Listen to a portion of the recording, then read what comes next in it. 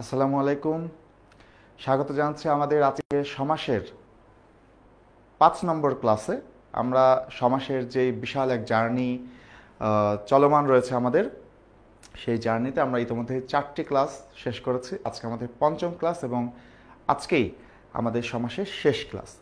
ইতিমধ্যে আমরা সমাসের অতীব গুরুত্বপূর্ণ যে সমাসগুলো, যেগুলো পরীক্ষায় খুব বেশি আসে, এ ধরনের সমাসগুলো কিন্তু ইতিমধ্যেই আমরা শিখে ফেলেছি। আজকের ক্লাসে আমাদের প্রধানত যে 6 প্রকার সমাস, তার মধ্যে একটি রয়েছে অব্যয়ভাব সমাস। এছাড়া আমাদের 2টি অপ্রধান সমাস রয়েছে, যেটা পরীক্ষাতে এসে থাকে, প্রাদি সমাস এবং নিত্য সমাস। এই 2টি সমাস, এই 3টি সমাস নিয়ে আজকে আমরা আলোচনা করব এবং আজকের আলোচনার মধ্য দিয়ে কিন্তু আমাদের সমাসের টোটাল সিলেবাস সম্পূর্ণটা কিন্তু কাভার হয়ে যাবে।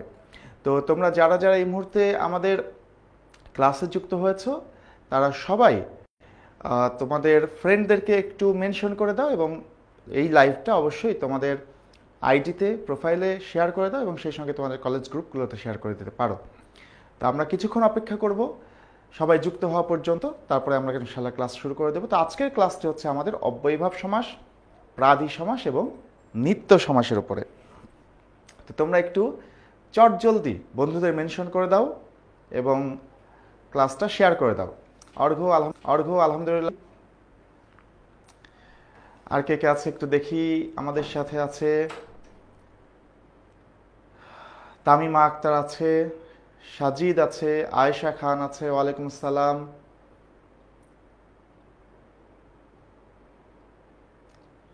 অ্যানি খান আছে, সুজানা, শারমিন, আয়েশা খান। ওকে, তোমরা তোমাদের বন্ধুদেরকে একটু মেনশন করে দাও খুব দ্রুত, ঠিক আছে?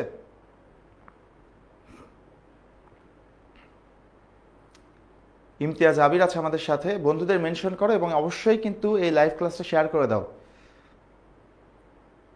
তন্ময় সরকার চলে এসেছো, ভেরি গুড।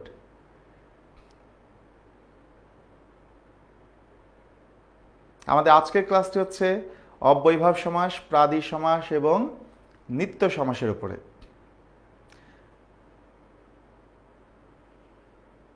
আলহামদুলিল্লাহ ভালো আছি। হরবিন্দু,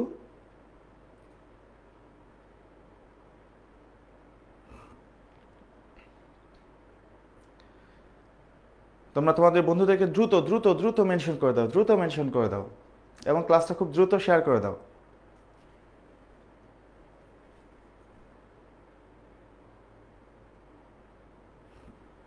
আমি দেখতে পাচ্ছি মাত্র একজন এখন পর্যন্ত শেয়ার করেছে। ক্লাসটা শেয়ার করে দাও, ঠিক আছে? তোমাদের কলেজ গ্রুপগুলোতে, তোমাদের প্রোফাইলে ক্লাসটা শেয়ার করে দাও, যাতে পরবর্তীতে ক্লাসটা তোমরা তোমাদের সংগ্রহে রাখতে পারো বা তোমাদের পরিচিত জনরা দেখতে পারে। এই যে ইমতিয়াজ আবির অনেকজনকে মেনশন করে দিয়েছে ইতিমধ্যেই। হাদিজা আক্তার দেখছে আমাদের সাথে, ওকে।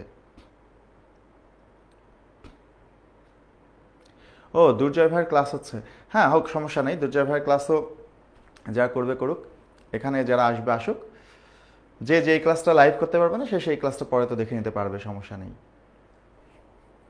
জয়, ওয়ালাইকুম আসসালাম। ওকে, চলো আমরা তাহলে ক্লাসটা শুরু করি। সবাই ধীরে ধীরে আসতে থাকো, তোমার বন্ধুদেরকে মেনশন করতে থাকো। তা আমাদের আজকে সমাস পর্ব 5 এবং আজকে শেষ পর্ব। তা আমরা অনেকগুলো স্লাইড পাড়ি দিয়ে আজকে আমাদের টপিকে যাব। আজকে আমাদের টপিক শুরু হবে অব্যয়ভাব সমাস দিয়ে। আমরা একটু অব্যয়ভাব সমাসে যাই। এই যে অব্যয়ভাব সমাস আমাদের চলে এসেছে। আসো আমরা আলোচনা শুরু করে দিই। দেখো, অব্যয়ভাব সমাস চেনার উপায় কিন্তু আমরা প্রথম ক্লাসেই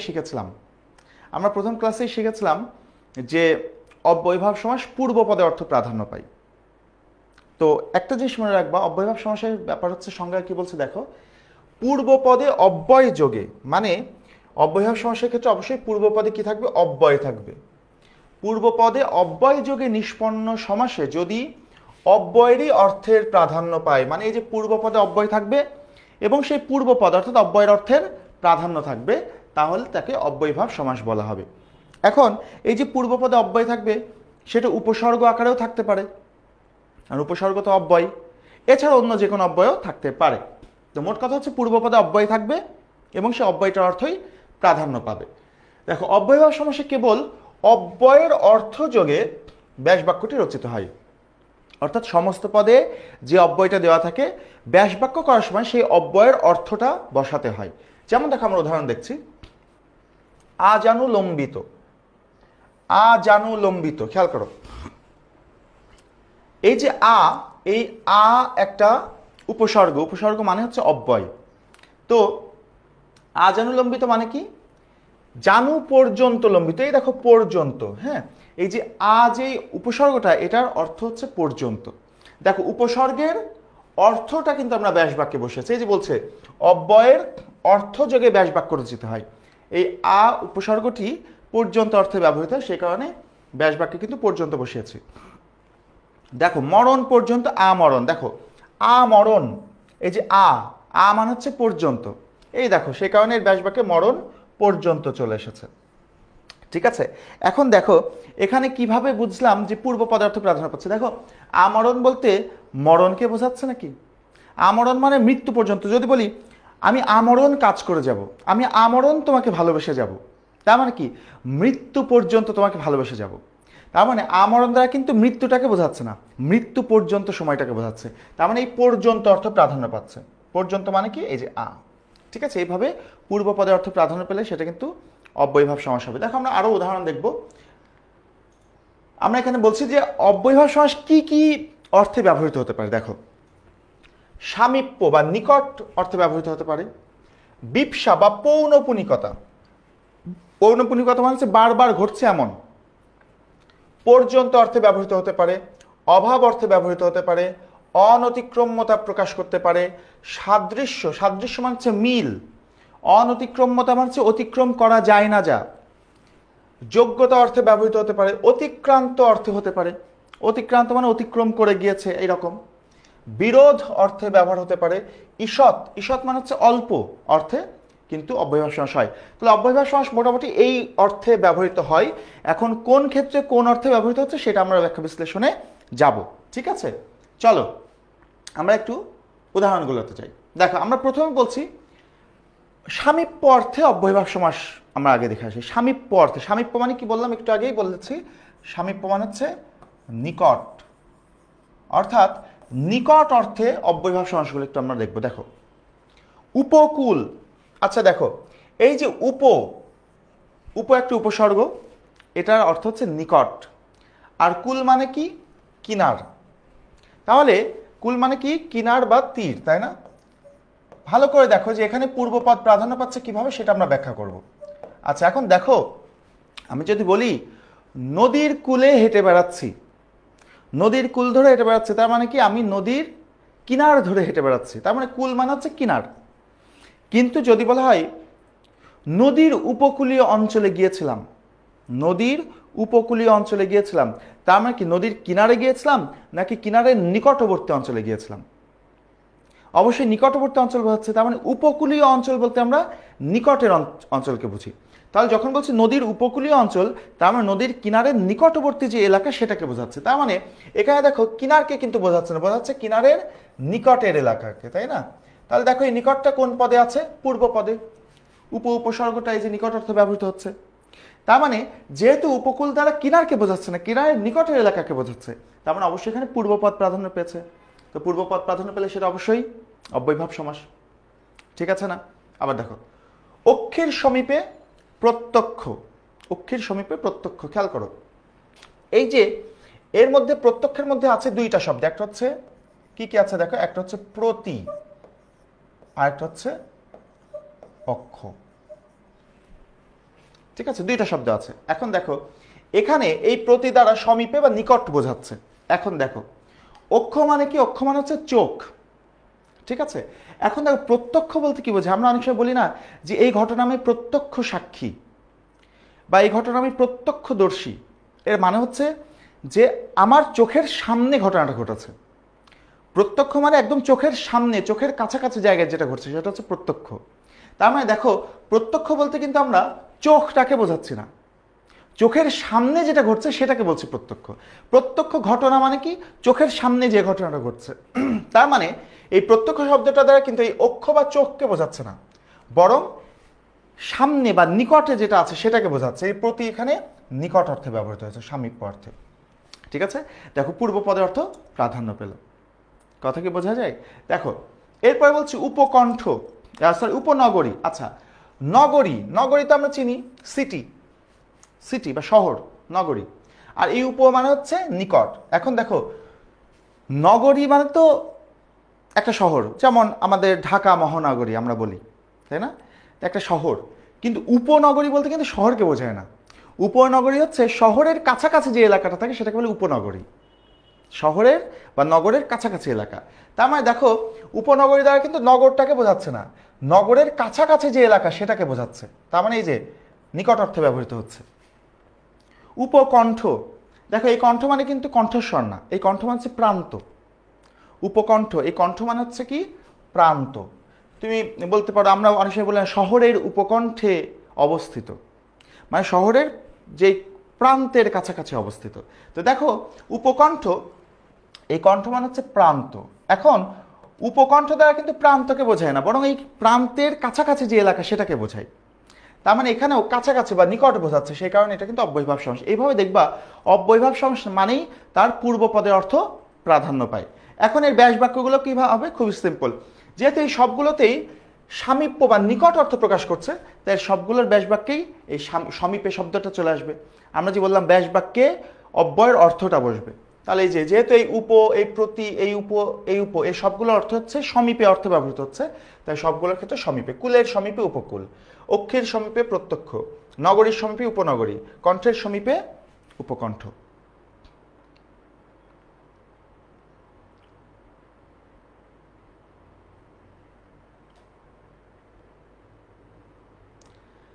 আচ্ছা ঠিক আছে, আমরা পরের অংশে যাই। আমরা এই প্রশ্নগুলোর উত্তর দেব।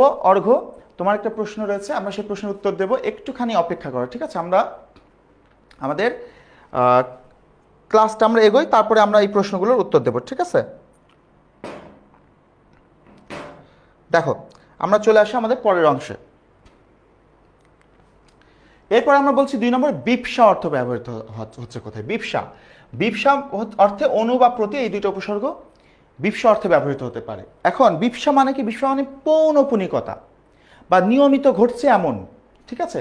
যেমন দেখো প্রতিদিন, প্রতিদিন বললে আমরা কি বুঝি? নিয়মিত। আমি প্রতিদিন পড়াশোনা করি, তাহলে নিয়মিত বোঝাচ্ছে। তারপরে দেখো হচ্ছে প্রতিক্ষণ, মানে নিয়মিত বোঝাচ্ছে, প্রতিক্ষণ তোমার কথা মনে হয়, তাহলে নিয়মিত বোঝাচ্ছে, বারবার বোঝাচ্ছে। অনুক্ষণ মানেও একই অর্থ, প্রতিক্ষণ অনুক্ষণ একই অর্থ। প্রতি মুহূর্তে মানে বারবার হওয়া বোঝাচ্ছে। প্রতিজন মানে সবাইকে বোঝাচ্ছে। এরকমভাবে যদি নিয়মিত বা বারবার ঘটা বোঝায়, তাহলে সেটাকে বলা হয় বিপসা অর্থ। এখন খেয়াল করে দেখো, এই যে প্রতি, এটা যদি কখনো থাকে বা অনু যদি কখনো থাকে, তাহলে তার ব্যাস বাক্য করার জন্য কিছুই না, তার সাথে যে শব্দটা থাকে সেই শব্দটাকে 2 বার ব্যবহার করতে হয়। দেখো প্রতিদিন এর ব্যাস বাক্য কী হবে? এই যে দিন দিন। প্রতিক্ষণ এর ব্যাস বাক্য কী হবে? ক্ষণ ক্ষণ। অনুক্ষণ এর ব্যাস বাক্য কী হবে? ক্ষণ ক্ষণ। প্রতি মুহূর্তের ব্যাস বাক্য কী হবে? এই যে মুহূর্তে আছে, মুহূর্তে মুহূর্তে। প্রতিজন এর ব্যাস বাক্য কী হবে? এই যে জন আছে, জনটা 2 বার হয়ে যাবে। কথা কি ক্লিয়ার হলো? এভাবে মনে রাখবা, যদি প্রতি বা অনু থাকে, তাহলে সেই ক্ষেত্রে আমরা শুধু তার সাথে যে শব্দটা সেটাকে আমরা 2 বার বসিয়ে দিলে কিন্তু এর ব্যাস বাক্য হয়ে যাবে। এবং দেখো এখানে যে পূর্ব পদে অর্থ প্রাধান্য পেয়েছে সেটা কিন্তু দেখলেই বুঝতে পারবে। প্রতিদিন বলতে কিন্তু দিনটাকে বোঝাচ্ছে না, বারবার ঘটছে এমন বোঝাচ্ছে, অর্থাৎ এই প্রতি অর্থ প্রাধান্য পাচ্ছে। বা যদি বলি প্রতিক্ষণ, প্রতিক্ষণ বলতে শুধু ক্ষণ বা সময়কে বোঝাচ্ছে না, কিন্তু প্রতিটা মুহূর্ত বারবার ঘটছে এমন বোঝাচ্ছে, তার মানে এই প্রতি অর্থ ব্যবহৃত হচ্ছে। কথা কি ক্লিয়ার হলো? এইভাবে যদি পূর্ব পদে অর্থ প্রাধান্য পায়, তাহলে সেটা অব্যয়ভাব সমাস হয়। এবার দেখো আরো কি অর্থ ব্যবহৃত হতে পারে। এরপর বলছি আমরা অভাব অর্থে। অভাব অর্থেও আমাদের অব্যয়ভাব সমাস হতে পারে। সেক্ষেত্রে অভাব অর্থে আমাদের 2টা উপসর্গ থাকতে পারে, একটা নি আর একটা হচ্ছে নির। এই 2টা উপসর্গ যোগে আমাদের অব্যয়ভাব সমাস হয় অভাব অর্থে। যেমন দেখো নিরামিষ, এই দেখো শুরুতে নির আছে। নির্ভাবনা, এই যে শুরুতে নির আছে। নির্জল, শুরুতে নির আছে। নিরুৎসাহ, নির আছে। দুর্ভিক্ষ, আচ্ছা এই দুর্ভিক্ষ, এই দূরটাও কিন্তু এখানে না অর্থেই ব্যবহৃত হচ্ছে। নি, নির, এটা যেমন না অর্থে ব্যবহৃত হচ্ছে, এই দুর্ভিক্ষ এটাও কিন্তু না অর্থে ব্যবহৃত হচ্ছে। আবার গড়মিল, এই গড়টাও কিন্তু না অর্থে ব্যবহৃত হচ্ছে, ঠিক আছে? এভাবে যদি অভাব অর্থে ব্যবহৃত হয়, তাহলে সেটা হচ্ছে অব্যয়ভাব সমাস। যেমন নিরামিষ মানে হচ্ছে আমিষের অভাব, নির্ভাবনা মানে যেখানে ভাবনা নাই, ভাবনার অভাব। নির্জল মানে যেখানে জল নাই, জলের অভাব। নিরুৎসাহ মানে যেখানে উৎসাহ নেই, উৎসাহের অভাব। দুর্ভিক্ষ মানে যেখানে ভিক্ষা পাওয়া যায় না, ভিক্ষার অভাব। গড়মিল মানে মিলের অভাব। এইভাবে অভাব অর্থে কিন্তু আমাদের অব্যয়ভাব সমস্যা হতে পারে। তোমাদের এইচএসসি পরীক্ষায় অব্যয়ভাব সমস্যা থেকে যদি কোনো প্রশ্ন আসে তাহলে এই অর্থটা গুরুত্বপূর্ণ না, কোন অর্থে ব্যবহৃত হচ্ছে এটা গুরুত্বপূর্ণ না, এটা অব্যয়ভাব সমস্যা হিসেবে চিনতে পারাটা গুরুত্বপূর্ণ। এখন দেখো, যদি তুমি অ্যাডমিশনে যখন যাবা তখন কিন্তু আবার তোমার এই অর্থটা গুরুত্বপূর্ণ। পরীক্ষায় প্রশ্ন আসতে পারে, নিচের কোন শব্দটিতে অভাব অর্থে অব্যয়ভাব সমস্যা হয়েছে, নিচের কোন শব্দটিতে বিপসা অর্থে অব্যয়ভাব সমস্যা হয়েছে। এরকম কিন্তু এই অ্যাডমিশন পরীক্ষায় বা এমসিকিউ পরীক্ষাগুলোতে থাকতে পারে। সেই ক্ষেত্রে আমাদের অর্থটা প্রয়োজন, কিন্তু এইচএসসি পরীক্ষার ক্ষেত্রে কিন্তু আমাদের অর্থ প্রয়োজন নাই, শুধু ব্যাস বাক্য বুঝতে হবে। ঠিক আছে? তাহলে দেখো, যখন বলছি নির্ভাবনা, নির্ভাবনা বলতে কি ভাবনাটাকে বোঝাচ্ছে। নির্ভাবনা মানে কি ভাবনা নেই সেটা বোঝাচ্ছে। তাহলে এই যে দেখো নির, এই অভাব অর্থে ব্যবহৃত হচ্ছে। বা যখন বলছি নিরুৎসাহ, নিরুৎসাহ বলতে কি উৎসাহ বোঝাচ্ছে? উৎসাহ কিন্তু বোঝাচ্ছে না, বোঝাচ্ছে উৎসাহ নেই সেটা বোঝাচ্ছে। এইগুলো সবগুলোতেই দেখো ওই নেই এটার অর্থ প্রাধান্য পাচ্ছে, পূর্বপদের অর্থ প্রাধান্য পাচ্ছে। ওকে, এবার আসো এরপরে যে আমরা পর্যন্ত অর্থে, আমরা ইতিমধ্যেই বলেছি এই উপসর্গটা পর্যন্ত অর্থে ব্যবহৃত হয়। উপসর্গটা কি অর্থে ব্যবহৃত হয়? পর্যন্ত অর্থে ব্যবহৃত হয়। এখন দেখো, সমুদ্র হিমাচল, মানে হচ্ছে পর্যন্ত। উপসর্গটা থাকলে সাধারণভাবে তুমি ধরে নিতে পারো এটা হচ্ছে অব্যয়ভাব সমাস। একটা দুইটা উদাহরণ ব্যতিক্রম থাকতে পারে। সমুদ্র হিমাচল মানে সমুদ্র থেকে হিমাচল পর্যন্ত। হিমাচল মানে হচ্ছে পাহাড়, ঠিক আছে? সমুদ্র থেকে হিমাচল পর্যন্ত। দেখো, পাদ মস্তক, পাদ মানে হচ্ছে পা, মস্তক মানে মাথা, মানে পা থেকে মাথা পর্যন্ত। এই দেখো, পা থেকে মাথা পর্যন্ত। আজ তক, আজ তক, তক এই যে তক মানে হচ্ছে পর্যন্ত, আজ তক মানে আজ পর্যন্ত। দিনভর, দেখো দিনভর মানে দিন থেকে, দিন শুরু হওয়া থেকে সন্ধ্যা পর্যন্ত। এরকম পর্যন্ত অর্থে ব্যবহৃত হলে কিন্তু সেটাও অব্যয়ভাব সমস্যা হবে। আরও আছে দেখো, আমরা যখন বলছি আজানু লম্বিত, জানু লম্বিত মানে জানু পর্যন্ত, জানু পর্যন্ত লম্বা। এখন দেখো, এই জানু কি জিনিস? জানু, এই জানু মানে হচ্ছে সহজ কথায় হাঁটু। জানু মানে কি? হাঁটু। তার মানে হাঁটু পর্যন্ত লম্বিত, এই যে হাঁটু পর্যন্ত লম্বা, জানু পর্যন্ত লম্বিত। দেখো পর্যন্ত অর্থে ব্যবহৃত হচ্ছে। আকণ্ঠ, আছে দেখো, মানে এই যে পর্যন্ত অর্থে ব্যবহৃত হবে। মৃত্যু, এই যে আছে, মানে পর্যন্ত অর্থে ব্যবহৃত হবে। এরকম যদি শব্দের শুরুতে উপসর্গ থাকে তাহলে বুঝবা সেটা পর্যন্ত অর্থে ব্যবহৃত হবে এবং সেটা অবশ্যই অব্যয়ভাব সমাস হবে। ঠিক আছে? এবার দেখো, সাদৃশ্য অর্থে অব্যয়ভাব সমাসে যাই। সাদৃশ্য অর্থে সাধারণত উপসর্গটা থাকে। সাদৃশ্য মানে কি? সাদৃশ্য হচ্ছে মিল, সাদৃশ্য মানে মিল। দেখো, উপশহর, আচ্ছা উপশহর মানে কিন্তু শহরটাকে বোঝাচ্ছে না। উপশহর মানে শহরের মতো দেখতে এমন এলাকাকে বোঝাচ্ছে, অর্থাৎ শহরের সদৃশ। আচ্ছা, উপগ্রহ, উপগ্রহ দ্বারা কিন্তু গ্রহকে বোঝাচ্ছে না, গ্রহের মতোই দেখতে এমন কিছুকে বোঝাচ্ছে, গ্রহের সদৃশ। উপগ্রহ যেমন পৃথিবীর উপগ্রহ কি? চাঁদ। তো চাঁদটা তো গ্রহ না, কিন্তু এই যে পৃথিবী যে একটা গ্রহ, এই পৃথিবী দেখতে যে রকম চাঁদটাও কিন্তু দেখতে অনেকটা সেই রকম। কারণ তুমি যদি মহাবিশ্বের ছবি দেখো, সৌরজগতের ছবি দেখো, তাহলে দেখবা পৃথিবীটাও যেরকম গোল দেখা যায়, চাঁদও সেরকম গোল দেখা যায়, একই রকম কাছাকাছি দেখা যায়, তাই না? এই কারণে বলছে যে উপগ্রহ কি? গ্রহের মতো দেখতে, সেই কারণে এটার ব্যাসবাক্য হচ্ছে গ্রহের সদৃশ। খেয়াল করে দেখো। আচ্ছা, তাফিসা রহমান, ঘুম ভাঙেনি? আচ্ছা সমস্যা নাই, এখন থেকে শুরু করো।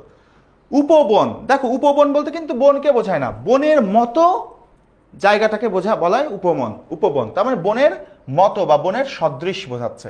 ঠিক আছে?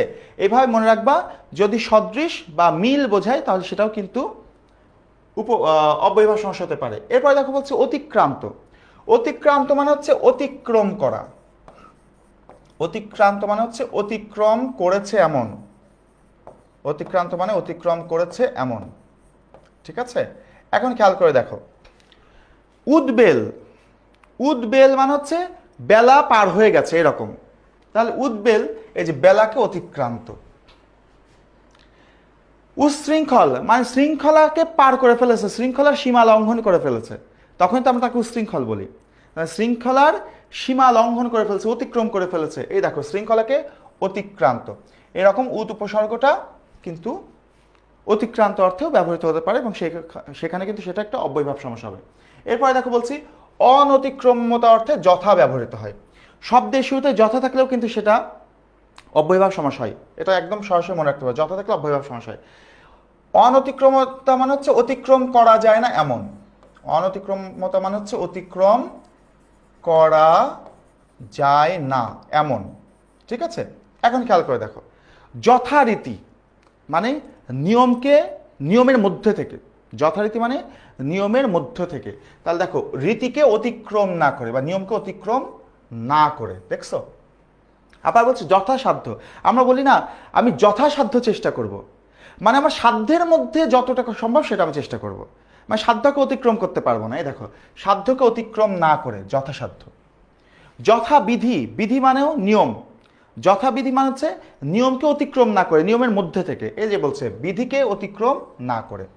শব্দের শুরুতে যথা থাকলে কিন্তু সেটা অবশ্যই অব্যয়ভাব সমাস হবে, ঠিক আছে। আরো উদাহরণ দেখছি দেখো, যথাযোগ্য, আমরা বলি না যথাযোগ্য মর্যাদায় পালিত হলো, দিবসটি যথাযোগ্য মর্যাদায় পালিত হলো, মানে এই দিবসটি সর্বোচ্চ যেই মর্যাদা পাওয়ার যোগ্য সেই মর্যাদা দিয়ে তাকে পালন করা হলো, তার মানে যোগ্যতার ভেতরে থেকে পালন করা। তো দেখো যথাযোগ্য মানে যোগ্যতাকে অতিক্রম না করে, যথাশক্তি একইভাবে শক্তিকে অতিক্রম না করে, যথেষ্ট মানে ইষ্টকে অতিক্রম না করে, ঠিক আছে। তার যথা থাকলে বুঝতে হবে অতিক্রম না করা বোঝাচ্ছে, ক্লিয়ার। এখন দেখো বিরোধ বা প্রতি অর্থে, আচ্ছা আমরা বলি প্রতিবাদ, বলি না, তো প্রতিবাদ বললেই কিন্তু একটা বিরোধ বোঝায় না, আমি তার কথা প্রতিবাদ করলাম তার মানে কি তার বিরুদ্ধে গেলাম। দেখো প্রতিবাদ, প্রতিকূল, অনুকূল মানে কি আমি যেই দিকে যাচ্ছি সেই দিক, আর প্রতিকূল মানে হচ্ছে আমি যেই দিকে যাচ্ছি তার বিপরীত দিক। বলে না বাতাসের অনুকূলে যাওয়া, তার মানে বাতাস যেদিকে যাচ্ছে আমিও সেদিকে যাচ্ছি। আর বাতাসের প্রতিকূলে যাওয়া, তার মানে বাতাস যেদিকে যাচ্ছে আমি তার বিপরীত দিকে যাচ্ছি, এই যে বিরুদ্ধ বোঝাচ্ছে। প্রতিরোধ, দেখো প্রতিরোধ দ্বারাও কিন্তু বিরুদ্ধ বোঝায়, আমরা যদি বলি যে আমরা এটাকে প্রতিরোধ করব, তার মানে ওর বিরুদ্ধে দাঁড়ানো বোঝাচ্ছে না। দেখো এই প্রতীকগুলো সবগুলোই কিন্তু বিরুদ্ধ বোঝাচ্ছে, তাই এর ব্যাস বাক্য করার জন্য শুধু একটা বিরুদ্ধ শব্দটা নিয়ে আসলে হবে। দেখো প্রতিবাদ বিরুদ্ধবাদ, প্রতিকূল বিরুদ্ধকূল, প্রতিরোধ বিরুদ্ধ রোধ। ওকে, এবার দেখো পশ্চাৎ অর্থে, পশ্চাৎ মানে পেছনে, ওকে, পশ্চাৎ অর্থে অনু উপসর্গটি ব্যবহৃত হয়। খেয়াল করে দেখো অনুগমন, অনু মানে হচ্ছে পশ্চাৎ, অনুগমন মানে হচ্ছে পেছনে পেছনে যাওয়া, অনুগমন মানে কি পেছনে পেছনে যাওয়া। এই দেখো অনু মানে পশ্চাৎ, পশ্চাৎ গমন। অনুধাবন, আচ্ছা অনুধাবন মানে কি যে কোনো কিছুর পেছনের ঘটনাটা বুঝতে পারা, সেটাকে আমরা বলি অনুধাবন করা, তাই না। আমরা বলি না যে তুমি বিষয়টা অনুধাবন করতে পারলে না, তার মানে কি এই বিষয়ের পেছনে যে তাৎপর্য সেটা তুমি বুঝতে পারলে না। তার মানে অনুধাবন করা মানে হচ্ছে পেছনের ব্যাপারটা বুঝতে পারা, মানে পশ্চাতে যে কারণটা আছে সেটা বুঝতে পারা। তাই দেখো অনুধাবনের ব্যাস বাক্য কি হলো পশ্চাৎ ধাবন, তাহলে অনু উপসর্গটা কিন্তু পশ্চাৎ অর্থে ব্যবহৃত হয়। এবার দেখো বলছে ঈষৎ অর্থে, ঈষৎ মানে কি অল্প, ঈষৎ মানে অল্প, এই অল্পতা অর্থে কিন্তু আ উপসর্গ ব্যবহৃত হয়। খেয়াল করে দেখো আনত, আনত মানে হচ্ছে একটুখানি নত হয়েছে, পুরোপুরি নত হয়নি, তাই আ উপসর্গের অর্থ হচ্ছে এখানে ঈষৎ, ঈষৎ নত। যদি বলি আরক্তিম, আরক্তিম মানে পুরোপুরি রক্তিম না, কিন্তু পুরোপুরি রক্তমাখা না, আরক্তিম মানে হচ্ছে ঈষৎ রক্তিম একটুখানি রক্তমাখা এরকম, তাই এখানে দেখো আ উপসর্গটা এই যে ঈষৎ অর্থে ব্যবহৃত হয়েছে। আনত মানে ঈষৎ নত, আরক্তিম মানে ঈষৎ রক্তিম। খেয়াল করছি আমরা অব্যয়ভাব সমাসের সংজ্ঞায় কি বলেছিলাম, অব্যয়ভাব সমাসের ব্যাস বাক্যের ক্ষেত্রে কি করা হয়, যে অব্যয়টা আছে তার অর্থটা বসানো হয়, এই যে আ অর্থ ঈষৎ, সে কারণে দেখো আয়ের জায়গায় ঈষৎটা বসানো হয়েছে। খেয়াল করো ক্ষুদ্র অর্থে, ক্ষুদ্র অর্থে কিন্তু আমাদের অব্যয়ভাব সমাস হয়। খেয়াল করো উপশাখা, দেখো উপশাখা মানে কিন্তু শাখা না, যেমন দেখবা তোমাদের এলাকায় যদি দেখো বিভিন্ন ব্যাংকের উপশাখা থাকে অনেক জায়গায়, প্রধান শাখা থাকে একটা, আর বাজার টাজার বিভিন্ন জায়গায় ছোট ছোট উপশাখা থাকে। তার মানে উপশাখা হচ্ছে, উপশাখাটাকে শাখার ক্ষুদ্র অংশ, সেটাকে বলে উপশাখা। ঠিক একইভাবে দেখো উপনদী, উপনদী দ্বারা কিন্তু নদীটাকে বোঝায় না। নদী থেকে যেই নদীর যে ক্ষুদ্র ক্ষুদ্র অংশ নদী থেকে যে বের হয় সেইগুলোকে বলা হয় উপশাখা। এবার দেখো উপজাতি, উপজাতি বলতে কিন্তু জাতিটাকে বোঝায় না, জাতির ক্ষুদ্র ক্ষুদ্র অংশকে বোঝায়। যেমন ধরো আমরা তো বাঙালি জাতি, কিন্তু বাঙালি জাতির মধ্যে আরো ছোট ছোট জাতি আছে না, যেমন চাকমা, মারমা, গারো, এরাও কিন্তু বাঙালি, কিন্তু বাঙালি জাতির মধ্যেই পড়ে, কিন্তু বাঙালি জাতির মধ্যে এরা ক্ষুদ্র ক্ষুদ্র জনগোষ্ঠী। এরকম ক্ষুদ্র ক্ষুদ্র জাতি বোঝালে সেগুলোকে বলে উপজাতি। এগুলোর ব্যাস বাক্য দেখো, উপ বা ক্ষুদ্র যে শাখা উপশাখা, উপ বা ক্ষুদ্র যে নদী উপনদী, উপ বা ক্ষুদ্র যে জাতি উপজাতি। কথা বোঝা গেল? এখন ক্লাস টাইম পাল্টে দিলে ভালো হতো। আচ্ছা, আমাদের এই সমাসিক ক্লাস আজকেই শেষ, চিন্তার কোনো কারণ নেই। আমি বুঝতে পারছি ইংলিশ ক্লাস অনেক হয়তো আছে, যারা ক্লাস করতে পারছে না তারা হয়তো পরে করে নেবে, চিন্তার কোনো কারণ নেই। আসো 12 নম্বরে আমরা বলছি পূর্ণ বা সমগ্র অর্থে। পূর্ণ বা সমগ্র অর্থে পরি এবং সম এই দুইটা উপসর্গ ব্যবহৃত হয়। এর দুইটাই উদাহরণ আছে, এই দুইটা উদাহরণ মাথায় রাখলে হবে। পরিপূর্ণ, সম্পূর্ণ। দেখো এটা দ্বারা পূর্ণ বোঝাচ্ছে, পরিপূর্ণ দ্বারাও পূর্ণতা বোঝাচ্ছে, সম্পূর্ণ দ্বারাও পূর্ণতা বোঝাচ্ছে। ঠিক আছে, এবার পরেরটায় যাই।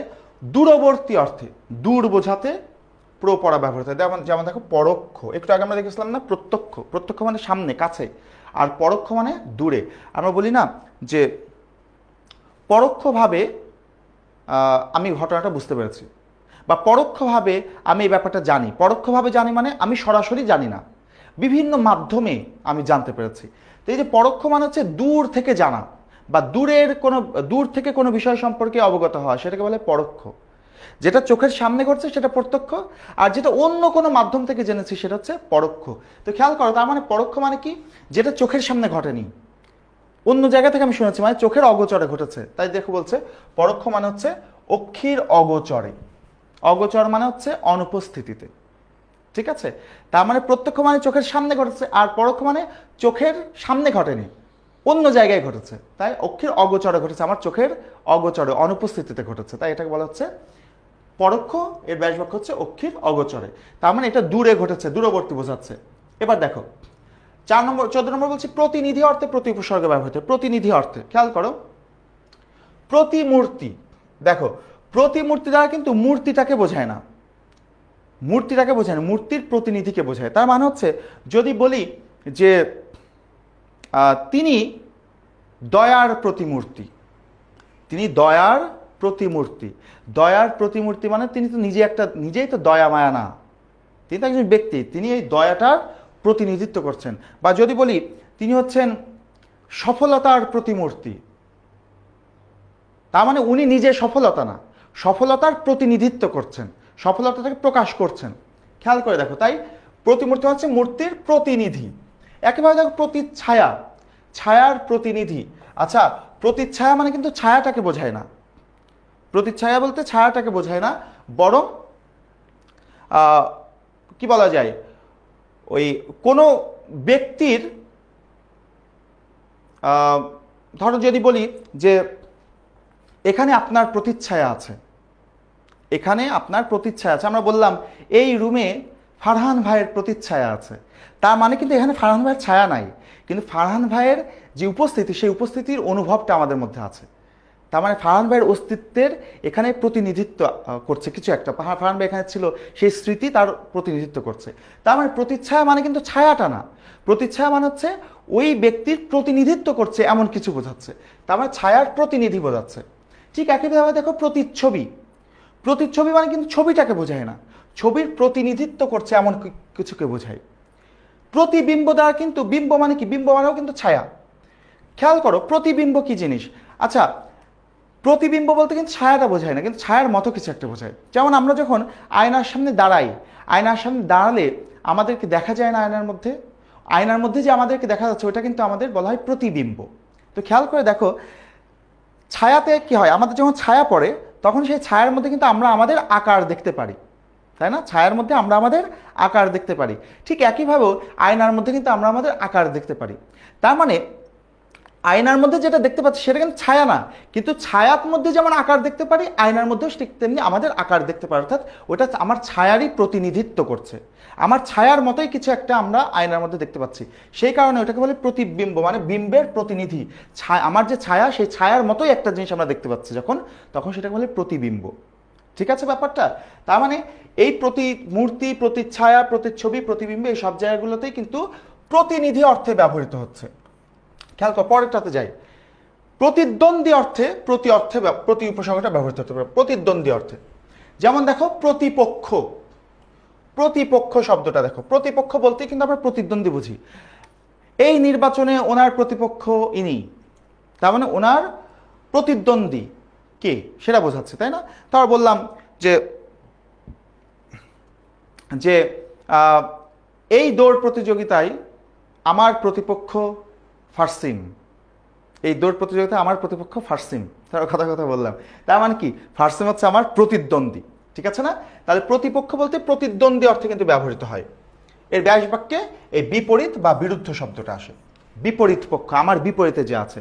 ঠিক একইভাবে দেখো প্রত্যুত্তর, প্রত্যুত্তর মানে কি, আমার উত্তরের বিপরীতে যে কথাটা বলা হবে সেটা হচ্ছে প্রত্যুত্তর। মনে করো তুমি আমাকে একটা প্রশ্ন করলে, আমি উত্তর দিলাম, সেই উত্তরের প্রেক্ষাপটে তুমি যখন আবার আরেকটা কথা বলবা তখন সেটাকে বলা হয় প্রত্যুত্তর। তার মানে প্রত্যুত্তর মানে হচ্ছে বিপরীত দিক থেকে যে উত্তরটা আসে সেটা হচ্ছে প্রত্যুত্তর। এই দেখো, প্রত্যুত্তর মানে বিপরীত উত্তর। ঠিক আছে? এইভাবে আমাদের এই মোটামুটি 15টা অর্থে কিন্তু আমাদের অব্যয়ভাব সমাসটা ব্যবহৃত হয়। ঠিক আছে?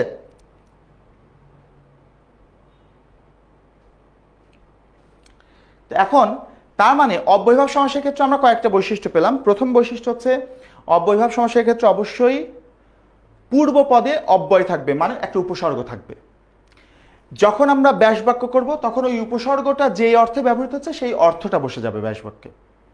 আর কিছু কিছু উপসর্গ আছে যেগুলো থাকলে সাধারণভাবে সেটা অব্যয়ভাব সমাসই হয়। যেমন এরকম কয়েকটা আমরা দেখলাম কি কি, যেমন যথা এই অব্যয়টা থাকলে, বা অনু উপসর্গ থাকলে, বা প্রতি উপসর্গটা থাকলে, আ উপসর্গটা থাকলে, উপসর্গটা থাকলে, হ্যাঁ, সাধারণভাবে এইগুলো থাকলে অবশ্যই সেটা কিন্তু অব্যয়ভাব সমাস হয়। এবং আমাদের পরীক্ষায় যে প্রশ্নগুলো আসে সেই প্রশ্নগুলো মোটামুটি এর মধ্য থেকেই আসে।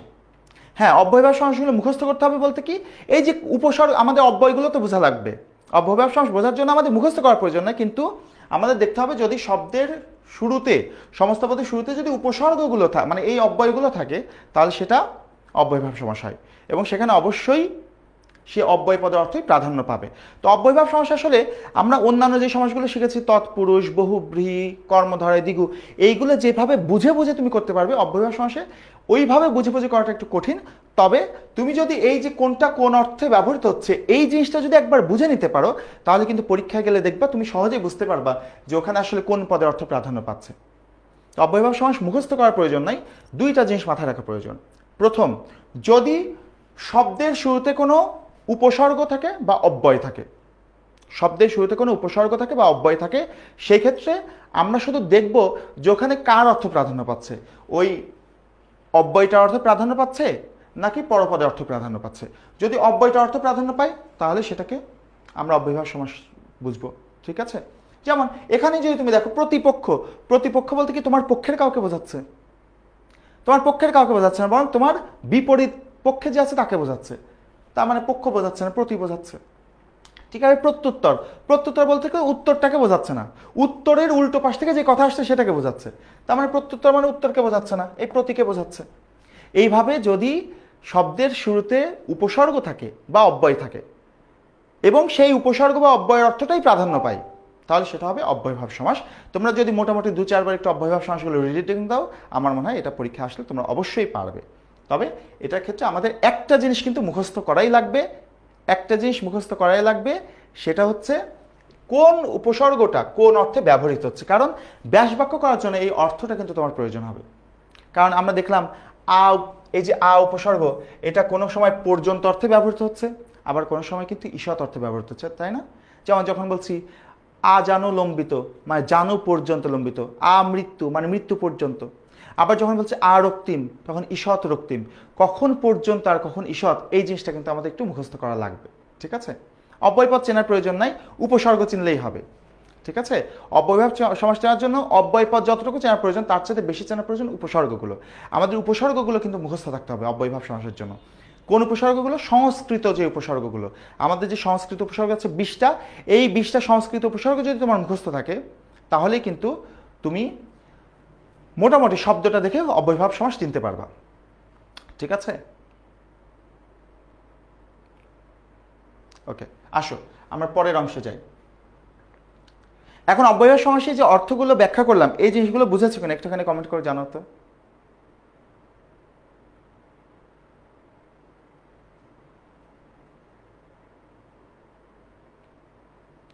হ্যাঁ অর্ঘ্য, অব্যয়ভাব কঠিন এই কারণে, কি কারণে জানো? কারণ আমাদের ওই যে একটা মুখস্থের জায়গা আছে, অব্যয়গুলো কোন অর্থে ব্যবহৃত হচ্ছে সেটা আমাদের মুখস্থ করতে হবে।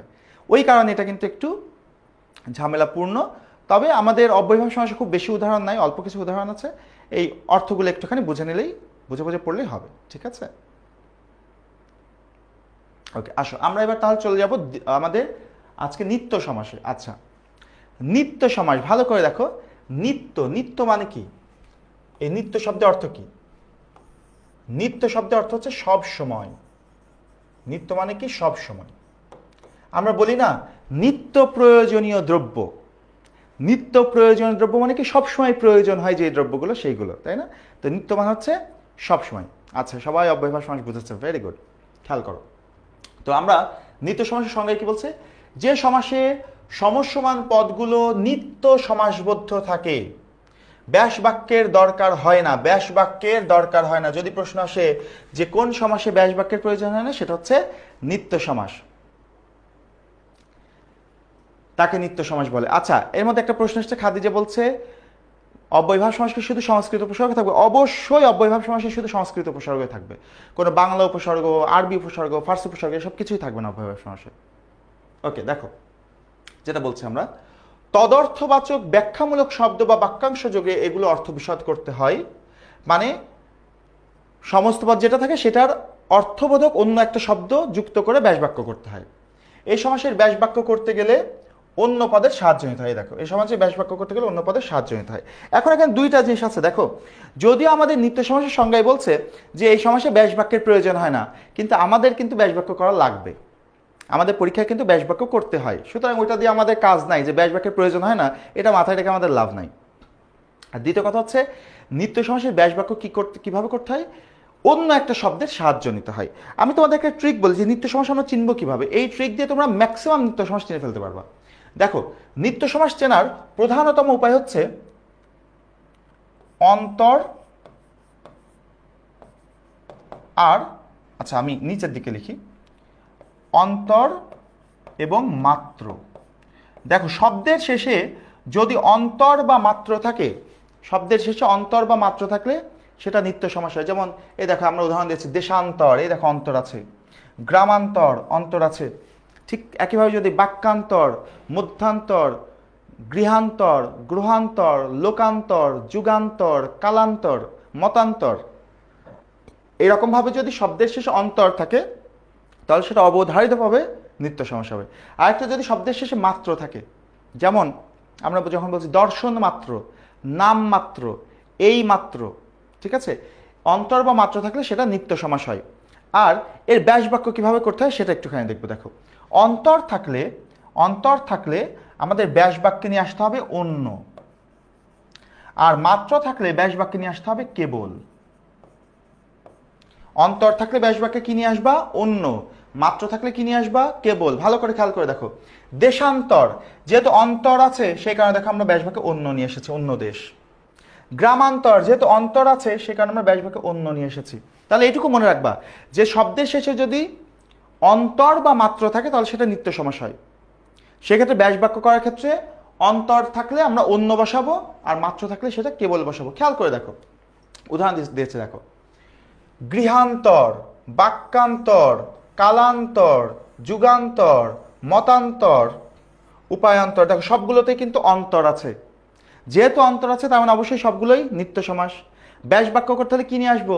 একটু আগে বললাম অন্তর থাকলে অন্য নিয়ে আসবো। দেখো এই দেখো সবগুলোতে অন্তর আছে, সেখানে সবগুলোতে অন্য নিয়ে এসেছি। অন্য গৃহ গ্রহান্তর, অন্য বাক্য বাক্যান্তর, অন্য কাল কালান্তর, অন্য যুগ যুগান্তর, অন্য মত মতান্তর, অন্য উপায় উপায়ান্তর। খুবই সিম্পল, খুবই সহজ জিনিস।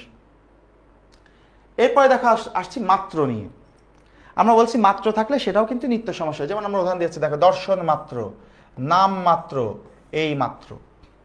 আর আমরা একটু আগে বলেছে মাত্র থাকলে ব্যাস বাক্যে কি বসাতে হয়?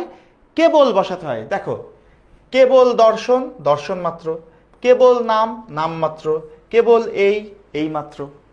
কথা কি বোঝা গেল? তাহলে এখন দেখো যদি আমরা লিখি কেবল মাত্র বলে একটা শব্দ আমরা বলি না, আর একটা শব্দ আমরা বহুল ব্যবহার করি, সেটা হচ্ছে শুধুমাত্র। দেখো যদি কেবলমাত্র আমরা বলি, কেবলমাত্র কি হয়? মাত্র মানেই তো কেবল, তাই না? তাহলে কেবলমাত্র অর্থ কি হয়ে যাচ্ছে? কেবল কেবল হয়ে যাচ্ছে না? আবার দেখো শুধুমাত্র, মাত্র মানেই তো কেবল, তাহলে শুধুমাত্র মানে কি হয়ে যাচ্ছে? কেবল শুধু হয়ে যাচ্ছে না? তো কেবল কেবলও হয় না, কেবল শুধুও হয় না। সেই কারণে এই কেবলমাত্র এবং শুধুমাত্র এই দুইটা শব্দ কিন্তু ভুল শব্দ। যদিও বহুল প্রচলিত, আমরা খুব ব্যবহার করি শুধুমাত্র শব্দটা, কেবলমাত্র শব্দটা, কিন্তু এই দুইটা শব্দই কিন্তু ভুল। শুধুমাত্রও হবে না, কেবলমাত্র হবে না, শব্দটা হবে কেবল। কেবলমাত্র আমাদেরই আছে না, কেবল আমাদেরই আছে। আমি শুধুমাত্র এটাই পারি না, আমি শুধু এটাই পারি। কথা বোঝা গেল? তাহলে শুধুমাত্র এবং কেবলমাত্র দুইটা কিন্তু ভুল শব্দ। এটা কিন্তু তোমাদের প্রয়োগ অপপ্রয়োগের ক্ষেত্রে এটা প্রয়োজন হবে। তোমাদের এইচএসসিতে প্রয়োগ অপপ্রয়োগ আছে, সেখানে কিন্তু এটা পরীক্ষা আসে। আচ্ছা এখন দেখো ভালো করে খেয়াল করো, আমরা যে বললাম অন্তর বা মাত্র থাকলে নিত্য সমাস হয়, তবে এমন দুইটা শব্দ আছে যেই দুইটা শব্দে মাত্র থাকা সত্ত্বেও সেটা নিত্য সমাস হয় না। দুইটা শব্দ লিখছি, ভালো করে খেয়াল করো। মনে করো লিখলাম একটা অতিমাত্র, আর একটা লিখলাম যথামাত্র। অতিমাত্র এবং যথামাত্র, এটা দেখলেই তুমি বুঝতে পারবা। এই দেখো এর শুরুতে অতি আছে, অতি একটা উপসর্গ। এর শুরুতে যথা আছে, যথা একটা অব্যয়। একটু আগে আমরা অব্যয়ভাব সমাস বলেছিলাম না যে কোনগুলো থাকলে অব্যয়ভাব সমাস হয়? এই যে যথা থাকলে অব্যয়ভাব সমাস হয়, অতি একটা উপসর্গ, সুতরাং এটাও অব্যয়ভাব সমাস হয়ে যাবে। ঠিক আছে? তো এর ব্যাস বাক্য হবে মাত্রাকে অতিক্রান্ত, মাত্রাকে অতিক্রান্ত। আর যথামাত্রের ব্যাস বাক্য হবে মাত্রাকে অতিক্রম না করে, মাত্রাকে অতিক্রম না করে। ঠিক আছে? এই তাহলে মনে রাখবো অন্তর বা মাত্র থাকলে নিত্য সমাস হবে, তবে এই দুইটা বাদে, অতিমাত্র এবং যথামাত্র এই দুইটা বাদে। ওকে, ভেরি গুড। এখন দেখো এই যে আমরা বললাম যে ম্যাক্সিমাম ক্ষেত্রে তুমি অন্তর এবং মাত্র দেখে নিত্য সমাস করে দিতে পারবা, তবে দুই তিনটা উদাহরণ আছে এর বাইরে। অন্তর মাত্র না থাকলেও নিত্য সমাস হতে পারে, এবং দুই তিনটা উদাহরণ আছে। দেখো আমরা এখানে উদাহরণ দিয়েছি গ্রাম শুদ্ধ। এই যে গ্রাম শুদ্ধ মানে কি? এই শুদ্ধ মানে কি? পুরো গ্রাম। গ্রাম শুদ্ধ মানে সমস্ত গ্রাম। দেখো এই শুদ্ধের জায়গায় আমরা বসেছি সমস্ত, সমস্ত গ্রাম। ঘরখানা, ঘরখানা মানে কি? একটি ঘর। এই দেখো খানার জায়গায় আমরা বসেছি এই ঘর, ঘরখানা মানে এই ঘরটাকে বোঝাচ্ছে। আচ্ছা 92 মানে 2 ও 90। এই তিনটে উদাহরণ শুধু তোমরা আলাদাভাবে একটু মনে রাখবা। ঠিক আছে? গ্রাম শুদ্ধ, ঘরখানা, 92, এই তিনটা উদাহরণ আলাদাভাবে মনে রাখবা, তাহলেই হবে। বাদ বাকি সব ক্ষেত্রে কিন্তু আমাদের অন্তর বা মাত্র থাকলে নিত্য সমাস হবে। ঠিক আছে?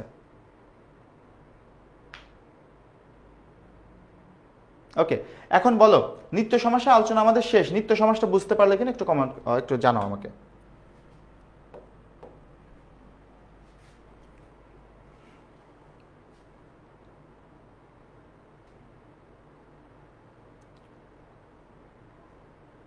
ওকে, ক্লিয়ার। হ্যাঁ, সহজ জিনিস আছে।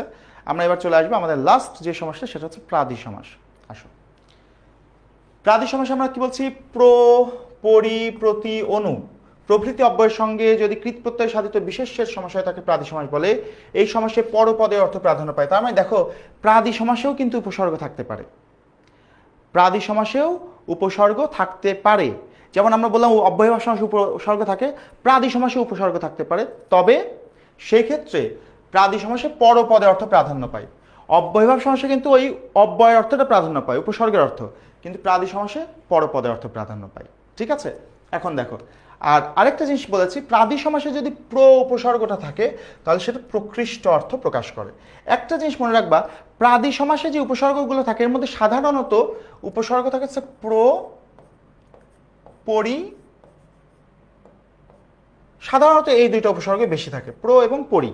প্রটা সবচাইতে বেশি থাকে। যদি কোনো উপসর্গের শুরুতে কোনো শব্দের শুরুতে প্র উপসর্গ থাকে, কোনো শব্দের শুরুতে যদি প্র উপসর্গ থাকে তাহলে সেটা অবধারিতভাবে সেটা সমাস, প্রাদি সমাস হবে। যদি প্র উপসর্গ থাকে তাহলে অবধারিতভাবে সেটা কি সমাস হবে? প্রাদি সমাস হবে। দেখো, প্রভাত, এই যে প্র আছে, প্রগতি প্র আছে, প্রভাব, প্রশিক্ষিত, প্রবচন, প্র থাকা মানেই কিন্তু সেখানে অবশ্যই সেটা প্রাদি সমাস হবে। আর সেখানে অর্থটা কি হবে? এই যে আমরা বলে দিচ্ছি, প্র মানে হচ্ছে সেটা প্রকৃষ্ট অর্থে ব্যবহৃত হয়। প্রকৃষ্ট, যেমন প্রকৃষ্ট রূপে ভাত, প্রকৃষ্ট রূপে গতি, প্রভাব প্রকৃষ্ট রূপে ভাব, প্রশিক্ষিত প্রকৃষ্ট রূপে শিক্ষিত, প্রবচন প্রকৃষ্ট রূপে বচন, সবগুলো প্রকৃষ্ট রূপে ব্যবহৃত হয়। ঠিক আছে? আচ্ছা, আর পরি দিয়ে আরেকটা উদাহরণ আছে, সেটা একটু দিয়ে দিই। সেটা হচ্ছে পরিভ্রমণ। পরিভ্রমণ, পরিভ্রমণ মানে চারদিকে ভ্রমণ করা, পরি মানে চতুর্দিকে। এখন পরিভ্রমণ দ্বারা তো ভ্রমণ করাটাকেই বোঝাচ্ছে, তার মানে পরপদের অর্থ প্রাধান্য পাচ্ছে, সেই কারণে এটা প্রাদি সমাস। তো তাহলে প্রাদি সমাসের চেনার ক্ষেত্রে তুমি দুইটা জিনিস মনে রাখতে পারো। একটা জিনিস মনে রাখতে পারো, সেটা হচ্ছে যদি শুরুতে প্র উপসর্গ থাকে তাহলে অবশ্যই সেটা প্রাদি সমাস হবে এবং তার ব্যাস বাক্যে এই যে প্রকৃষ্ট কথাটা আসবে। ঠিক আছে? আর পরি উপসর্গটা দিয়ে সাধারণত এই উদাহরণটা পরীক্ষায় আসে। ক্লিয়ার? এছাড়া আমাদের প্রাদি সমাসে আর কোনো আলোচনা নাই। ওকে, লাস্টেরটা বোঝে নাই। লাস্টেরটা বলতে এই যে এইটা বোঝে নাই। খেয়াল করো, এখানে আমি বললাম কি যে এই যে তিনটা উদাহরণ এখানে দিয়েছে না, নিত্য সমাসের, গ্রাম শুদ্ধ, ঘরখানা 92, এই তিনটা উদাহরণ তোমরা একটু মনে রাখবা। ঠিক আছে? বাদ বাকি সবগুলো তোমাদের পরীক্ষা মানে মোটামুটি অন্তর এবং মাত্রা দিয়ে বুঝতে পারবা। ঠিক আছে? এই তিনটা শুধু মনে রাখবা একটু। ওকে, তো আমাদের কিন্তু অব্যয়ভাব সমাস, প্রাদি সমাস এবং দ্বিগু সমাস, নিত্য সমাস কমপ্লিট, মানে সমাসের সম্পূর্ণ আলোচনা কমপ্লিট। আশা করি প্রাদি সমাস সবাই তোমাদের বুঝতে পেরেছো। ওকে, ক্লিয়ার আছে? ওকে, ঠিক আছে। তাহলে এখন আমাকে এবার প্রশ্ন করতে পারো। একজন প্রশ্ন করেছিল আমার যত মনে পড়ছে যে সমক্ষ আর প্রত্যক্ষ এক কিনা। হ্যাঁ, সমক্ষ আর প্রত্যক্ষ এক জিনিস। প্রত্যক্ষ মানেও যা চোখের সামনে ঘটা, সমক্ষ মানেও তা চোখের সামনে ঘটা। আচ্ছা, যদি কোনো প্রশ্ন থাকে তাহলে আমরা সেই প্রশ্নগুলো উত্তর দিব। পরিভ্রমণ এর ব্যাস বাক্য কি প্র দেওয়া হবে? না, না, পরিভ্রমণের ব্যাস বাক্য হবে এই যে একটু আগে আমরা বললাম, পরিভ্রমণের ব্যাস বাক্য হবে পরিতে যে ভ্রমণ, পরিতে বা চতুর্দিকে, দুইটার যে কোনো একটা দিতে পারো, পরিতে বা চতুর্দিকে ভ্রমণ,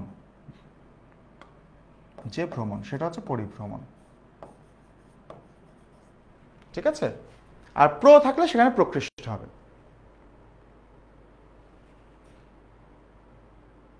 you are most welcome Tamima.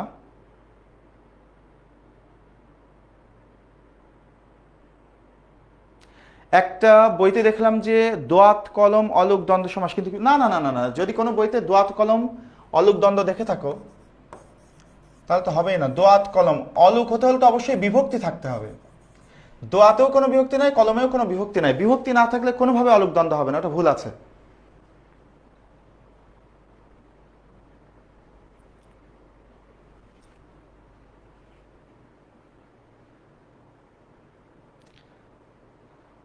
ওকে, বলো, আর কোনো প্রশ্ন থাকলে বলো, কারোর কোনো প্রশ্ন থাকলে বলো। এখন কথা হচ্ছে আমরা কিন্তু সমাস পুরো বইয়ে আমাদের যত উদাহরণ ছিল সবই কিন্তু আমরা শেষ করে ফেলেছি। তোমাদের এখন কাজ কি জানো? এই যে যত কিছু পড়েছে এগুলো এবার নিজে নিজে খুব সুন্দর করে বুঝে বুঝে একবার পড়ে ফেলা, তাহলে দেখবা সমস্যা একদম ক্লিয়ার হয়ে যাবে। আচ্ছা, তন্ময় বলছে ভাইয়া বই তো লেখা আছে সমক্ষ মানে অক্ষির সমীপে আর প্রত্যক্ষ মানে অক্ষির অভিমুখে। আচ্ছা দেখো, এই যে বইতে যেটা আছে সেটাও ঠিক আছে, আমরা যেটা বলছি সেটাও ঠিক আছে। প্রত্যক্ষ বলতে অক্ষির অভিমুখে হতে পারে, অভিমুখে মানে সামনে, আর প্রত্যক্ষ মানে, হ্যাঁ তুমি তো বলছো প্রত্যক্ষ নিয়ে সমস্যা, তো দেখো প্রত্যক্ষ এটার দুইটা অর্থই হতে পারে। একটা হচ্ছে অক্ষির অভিমুখে মানে অক্ষির সামনে, চোখের সামনে, আর একটা হচ্ছে অক্ষের সমীপে, সমীপে মানে নিকটে, মানে চোখের সামনে, চোখের কাছে যেটা ঘটছে সেটা হচ্ছে প্রত্যক্ষ। ঠিক আছে, দুইটাই সঠিক হবে, কোনো সমস্যা নাই।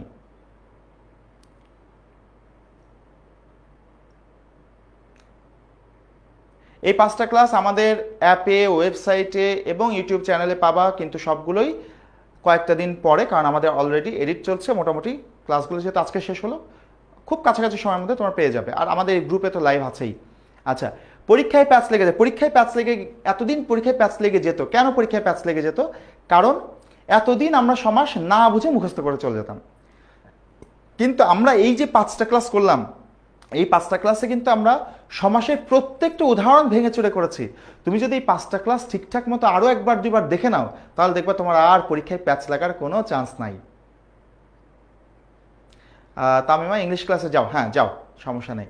ঠিক আছে, তাহলে মোটামুটি আমাদের আজকের ক্লাসটা কিন্তু very big fan, thank you. নদীমাতৃক, এটা সমাধিকরণ হবে না ব্যাধিকরণ হবে? আচ্ছা, নদীমাতৃক, এটা হচ্ছে এর ব্যাস বাক্য কি? এর ব্যাস বাক্য হচ্ছে নদী মাতা যার। ব্যাস বাক্য কি? নদী মাতা যার, নদীমাতৃক। এটা হচ্ছে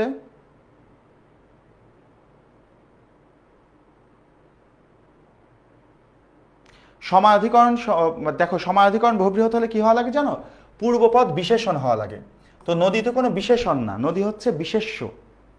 তো নদী যেহেতু বিশেষ্য, বিশেষ্য হলে পরে তো সেটা সমাধিকরণ বহুব্রীহি হচ্ছে না, এটা ব্যাধিকরণ বহুব্রীহি সমাস হবে। ঠিক আছে, হ্যাঁ, বুঝে বুঝে পড়লেই অবশ্যই হয়ে যাবে ইনশাল্লাহ।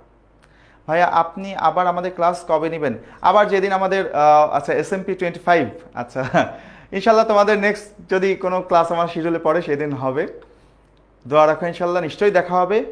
আর তোমাদের সমাজটা সম্পূর্ণরূপে, তাহলে তোমাদের আমার দায়িত্ব কিন্তু আমি শেষ করে ফেলেছি, এরপরে বাকি দায়িত্ব সম্পূর্ণটা কিন্তু তোমাদের। ঠিক আছে, হ্যাঁ, পরীক্ষায় সমাজ নিয়ে খুবই প্রবলেম হয়, সেই কারণেই বলছি, পরীক্ষায় সমাজ নিয়ে খুবই প্রবলেম হয় বলে বলছি। আর প্রবলেম হবে না যদি তোমরা এই 5টা ক্লাস ভালো করে বুঝে থাকো। আপনি আমাদের ক্লাস নেবেন না? হ্যাঁ, ক্লাস অবশ্যই নেব, ক্লাস না নিয়ে যাবো কোথায় তোমাদের ক্লাস না নিয়ে? তো যেটা বলছিলাম যে তোমরা মোটামুটি আমার দায়িত্ব কিন্তু আমি শেষ করে ফেললাম। আমি কিন্তু সম্পূর্ণরূপে 5টা সমাস তোমাদের 5টা ক্লাসে কিন্তু সম্পূর্ণ সমাস 5টা ক্লাসে শেষ করে দিয়েছি। তোমাদের এখন কাজ আছে, তোমাদের কাজ হচ্ছে নিজে এখন একটু পড়া, একটু নিজে সময় দেওয়া। কারণ আমি, ধরো, কোচ যতই শেখাক, আলটিমেটলি খেলাটা কিন্তু খেলোয়াড়কেই খেলতে হয়। তো খেলাটা তোমাকেই খেলতে হবে, ছক্কাটা তোমাকেই মারতে হবে, ইয়র্কারটা তোমাকেই ঠেকাতে হবে। তো সেই কারণে অবশ্যই খুব ভালো করে মন দিয়ে নিজেরা এবার সমাজটা ভালো করে নিজেরা বই থেকে ভালো করে পড়ে নেবে। ঠিক আছে, তারপরেও যদি কোনো সমস্যা থাকে আমাদের তো আরও কত কত ক্লাস হবে, আমরা সেই ক্লাসগুলোতে সব সমাধান করে নিতেই পারবো। ওকে ভাইয়া, আপনার ক্লাসগুলো আমার কাছে অনেক ভালো লাগে, থ্যাংক ইউ ভাইয়া। তন্ময় ভাইয়া, সংখ্যাবাচক বহুব্রীহি আর দ্বিগুর পার্থক্যটা আবার বুঝাবেন প্লিজ? আমি বলে দিচ্ছি আবার, সংখ্যাবাচক বহুব্রীহি আর দ্বিগুর পার্থক্য একটা। সংখ্যাবাচক বহুব্রীহি সমাসের ক্ষেত্রে শব্দটা বিশেষণ হয়, আর দ্বিগুর ক্ষেত্রে শব্দটা বিশেষ্য হয়। যেমন চৌচালা, এটা সংখ্যাবাচক বহুব্রীহি, কারণ চৌচালা একটা বিশেষণ পদ। আর চৌরাস্তা, এটা দ্বিগু, কারণ চৌরাস্তা একটা বিশেষ্য পদ। এটা নিয়ে কিন্তু আমরা গত ক্লাসে আলোচনা করেছিলাম, দ্বিগু সমাসের আলোচনার মধ্যে কিন্তু এটা আমরা বলে দিয়েছিলাম, তুমি ক্লাসটা একবার দেখলে কিন্তু বুঝতে পারবে। হ্যাঁ, আগের 3টা ক্লাস করতে পারি নাই, কোনো সমস্যা নেই, আমাদের লাইভ তো আছেই এখানে, এখান থেকে করে নিতে পারো। ভাইয়া সব বাংলা ক্লাস আপনি নিয়ে জয়েন হন, এখন সব তোমাদের এত বাংলা ক্লাস, সব বাংলা ক্লাস আমি নিতে গেলে তো আসলে হবে না। আল্লাহ ভরসা ইনশাল্লাহ। আর এখানে আমাদের ফারহান ভাই এবং ফারসিম দুইজনে অত্যন্ত দক্ষ এবং অভিজ্ঞ শিক্ষক। আমরা যেই ক্লাস নিই অবশ্যই তোমাদের জন্য আমরা সর্বোচ্চটা দেওয়ার চেষ্টা করি, আমাদের সর্বোচ্চটা নিংড়ে দেওয়ার চেষ্টা করি। ইনশাল্লাহ এটুকু আস্থা রাখবে যে আমরা তোমাদেরকে যেটা দেবো সেটা আমাদের সর্বোচ্চটা দেওয়ার চেষ্টা করব, কোনো সমস্যা নেই ইনশাল্লাহ। ঠিক আছে, জয়। ওকে, তাহলে সবাইকে অনেক অনেক ধন্যবাদ। তাহলে আজকে আমরা ক্লাসটা, যেহেতু আর কারো তেমন কোনো সমস্যা নেই, আমরা আজকের ক্লাসটা এখানে শেষ করতে চাই। সেই জায়গা থেকে সবশেষ এটাই বলা থাকবে, সমাজে তোমার যত ছোট ছোট তোমাদের কনফিউশন আছে, সেই সব কনফিউশন কিন্তু আমাদের মোটামুটি সমাধান করে দেওয়া আছে আমাদের এই ক্লাসগুলোতে। ঠিক আছে,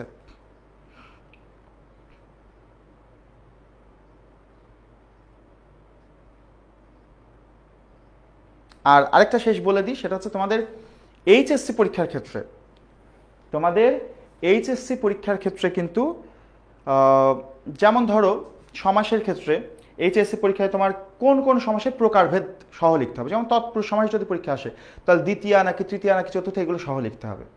কর্মধারয় সমাস আসলে সেটা মধ্যপদলোপী নাকি উপমান নাকি উপমা এগুলো সহ লিখতে হবে।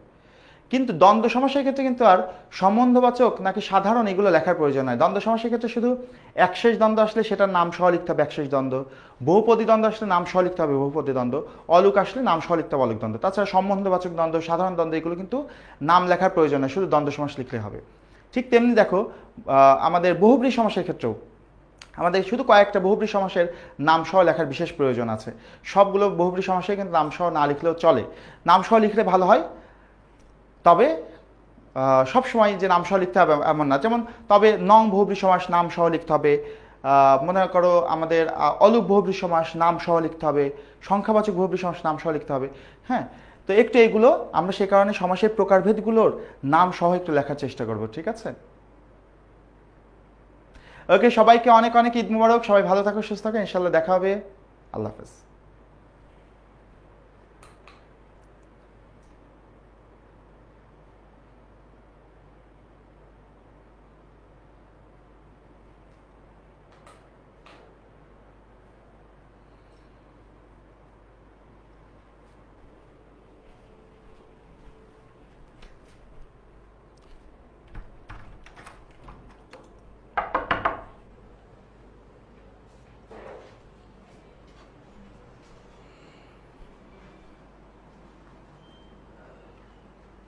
ক্লোজটা পাচ্ছে না তো, বেল পাচ্ছে না।